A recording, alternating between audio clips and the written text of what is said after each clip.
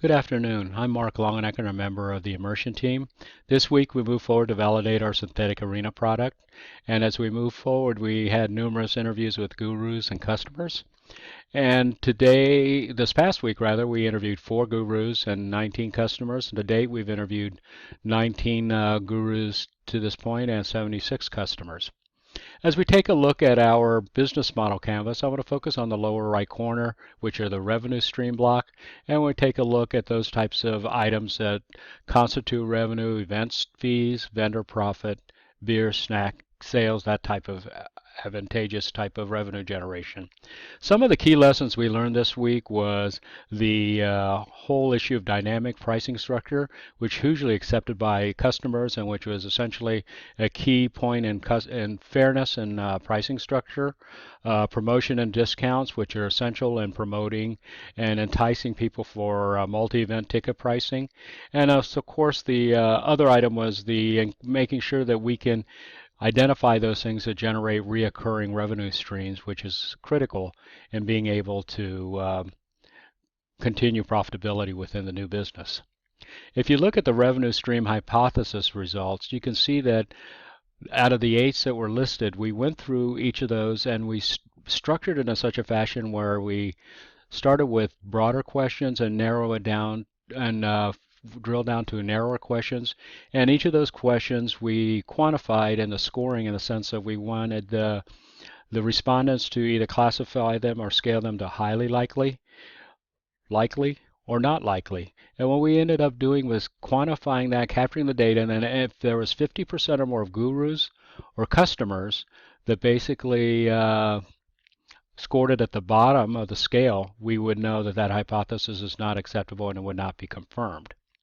But I can tell you as we go forward that all the hypotheses for this week were confirmed and accepted. Customers, for example, customers pay more for events. They're looking for discounts and other types of incentives to buy tickets, which is normal or is kind of usual. Number 2, pay for premium seating. Customers were enticed for that and saw that, but the caveat to it was the price of the premium seating and the level of the discounts would be a huge impact on that. 3, dynamic pricing. That was a huge piece, and they thought of it as more of a structure of fairness. If you have an undesirable type of events, why should they be priced at the same level as more desirable types of activities? And they thought it should be adjusted.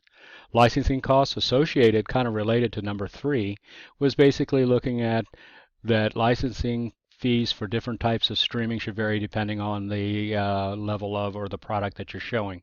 As an example, the cost of AAA baseball licensing fee should be lower than streaming a NFL football game, and that would make a significant difference. And if you look at number 5, that was more of a guru question.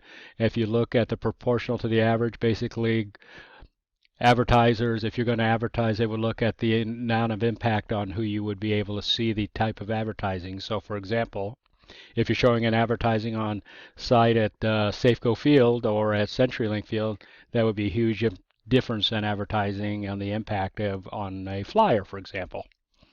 And number 6, tickets of seat price were adjusted for the size of the group. For the most part, we had many respondents respond for size, what is the size of a group or how large is large for a group. So we're looking at 77% respondents that they would spend $20 to $80 on average to a sporting event 3 hours or longer. And we had 59% so they would look at 3 to 4 people as what they would consider size of a group. 56 saw it as they would spend $50 for that type of a event or sporting event. And 62 said they would favor in reduction of ticket pricing. But if you look at number 7, live entertainment venues, subscription. Well, many customers saw that as they understood it. They were able to understand that if you're looking at venues where you have a subscription, which is like obviously season ticket holders and so forth. The caveat to that would be the commitment to the time and going to the games, but they also saw the value in those, and they said that at the very least that they would be able to sell the tickets to recoup their costs if they couldn't attend the games. And number 8, we could primarily deal with fixed costs and being able to be cautious as you move forward and what you're discounting and what you're being able to promotion, because money or cost you're not going to be able to adjust based on the discounting that you are providing. And as we move forward, we're looking again to clarify business model and being able to target costs and meeting profitability targets and identify what those may be, and evaluating lower cost alternatives to enter in the market, and gathering greater knowledge on intellectual property law. And for our future Guru interviews, we're looking at intellectual property law firm with Lewis Lee, and then we're follow-on interviews with Chip Suttles, the VP of Technology, Jeff Richards, the VP of Marketing, and Kenton Olson, Director of Digital and Emerging Media, all members of the Seattle Seahawks organization. Thank you.